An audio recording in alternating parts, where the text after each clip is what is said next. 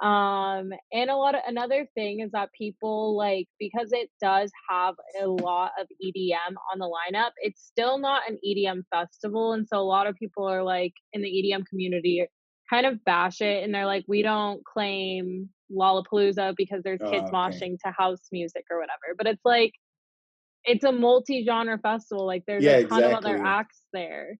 So that's just my 2 cents, but we had a Yeah, great time. those two festivals, they're for all kinds of people. So I understand there's a Yeah. certain crowd that only likes a certain type of music, and I don't know why people like to bash. And like how you were saying about the kids, maybe they're on drugs, maybe they're drinking with like fake wristbands or something. But it just that's everywhere you go, you know. Like Yeah. just it's just bound to happen. So Yeah. just kind of I feel like people just mind their own business, in my opinion. As long as your group and you're doing good with your group and the people that you go with, and we're all just trying to have fun. So those kids are trying to have fun, but also like there's some people that like. I mean, I like I said, I already blacked out at Coachella before, but one of the things that makes me mad is every time like Coachella opens on a Friday, so I come into the festival Friday like 2 or 3 o'clock, and there's already people like dehydrated and passed out at the medical Oh, yeah. tents.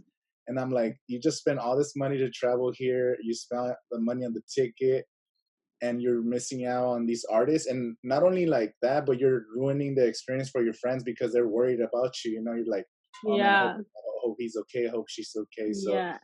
that's one thing. One of the tips I always tell people, like, take it easy, like hydrate, like watch out Yeah. for the dust, like always have some kind of protection, especially Mhm.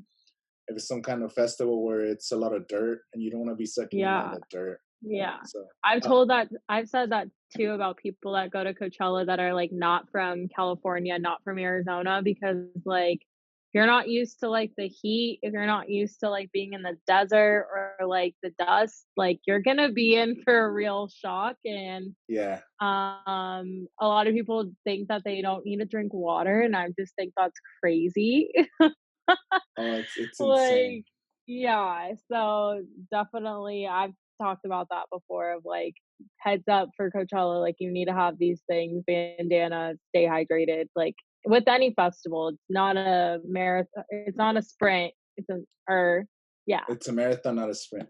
it's a marathon, not a sprint. I was saying that backwards. Well, that's one of my tips. Like I always that's always one of my tips for every music festival that I make. Yeah. So marathon and people I gave a bunch of advice, and then there's some people that hit me up like the week after the festival, like they're like, dude, I took your advice and I didn't get sick, all Oh. my friends got sick, and you tell me to drink water and do this and I feel better. Like it's like it's kind of common sense, some of these tips, but some people just don't know. Like you said, if you're not experienced going into a hot desert,